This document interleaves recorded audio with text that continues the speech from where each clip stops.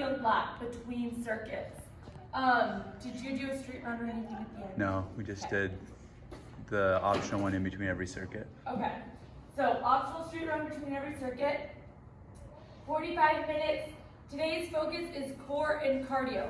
So when you're moving between the circuits, try and take as little of a break as possible, run to the next circuit, make sure that you're getting that heart rate up and you're sustaining that heart rate for as long as you can. Circuit one's in here, we're starting with battle rope slams. So we've got our battle ropes. It's a bilateral slam. So I like to hold the ropes with the ends facing up because I feel like you get a little more range of motion.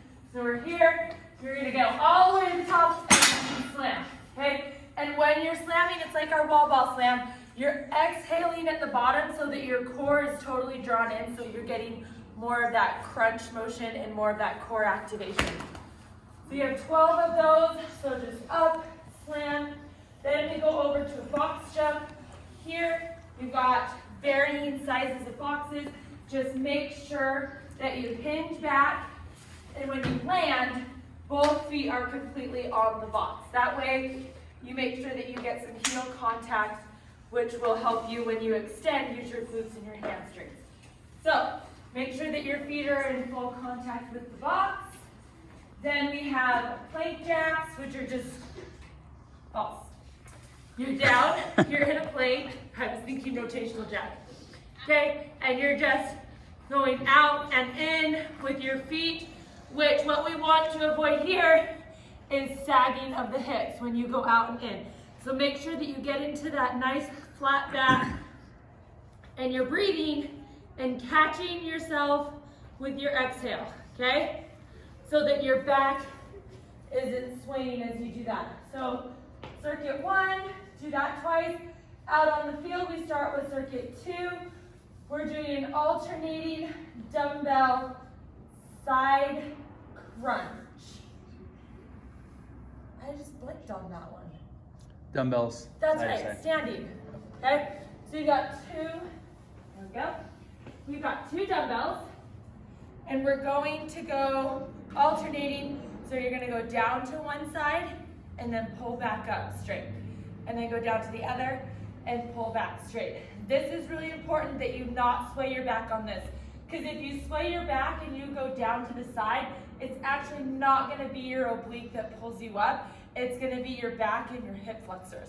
So you've gotta make sure that you find that neutral spine. Your core is drawn in, okay, nice and tight, and you're going down and back up straight. You shouldn't feel this in your back. If you do, fix your spinal position.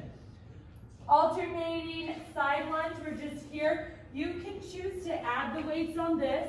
Since you have them from the crunch, you can choose to add your weights to your side lunge, but you're just going out and coming back into the center and just alternating sides, okay? 10 to 12 of those. Then you have a grapevine shuffle, which is over, under, all the way from blue to white and back. I just put up cones, actually. You put out cones? Yeah, yellow cones. It's Okay. like 3/4 of the way. Okay, so from blue line, To yellow cone. yellow line to the, or blue line to the yellow cone and back. So not all the way to the end. Then we've got circuit three. We have kettlebell plank pulls. So we've got our kettlebell. We're in our plank position, okay? And we're just pulling that kettlebell up and back, trying not to move our hips too much as we do this. So don't go grab like a green kettlebell to start out with, okay? The focus here is being able to move that kettlebell while using our core and not using our hips, okay?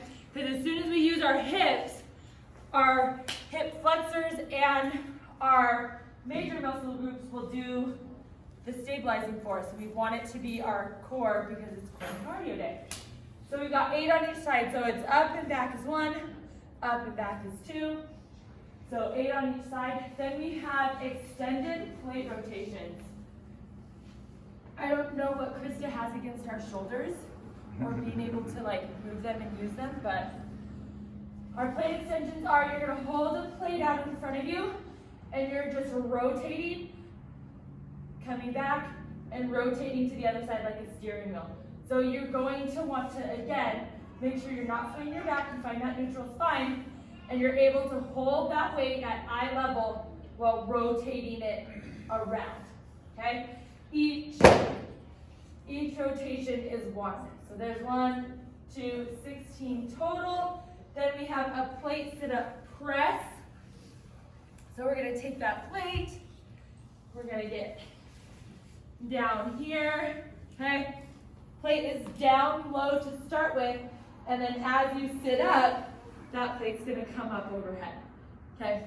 And you have 8 to 10 of those. Again, you can choose to do a field lap in between if you want each circuit, just to kind of get that heart rate back up. You can design that however you want.